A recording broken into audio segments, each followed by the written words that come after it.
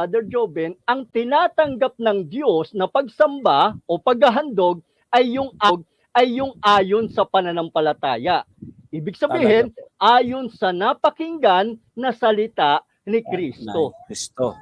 Opo, napakaliwanag po yan. Na hindi po katanggap-tanggap yung pagsamba na may instrumento. Kasi hindi yan ayon sa pananampalataya dahil walang iniutos si Kristo na gumamit niyan. Bagkus specific ang pagkakagamit. Brother Joven, may... mas mabigat pa nga itong sinabi ng ating Panginoong Jesucristo rito eh.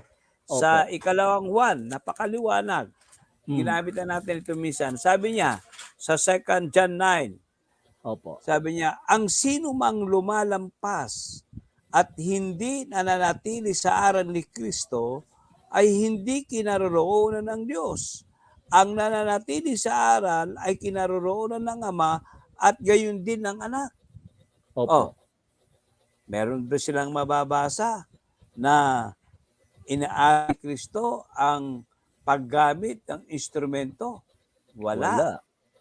Kaya yung mga nagnanais o yung ayaw manatili sa aral ni Kristo, ibig sabihin, hindi sila kinalulugdan ng Diyos. Walang pabor ang Diyos sa kanila. Tama. Nakapakalungkot yun.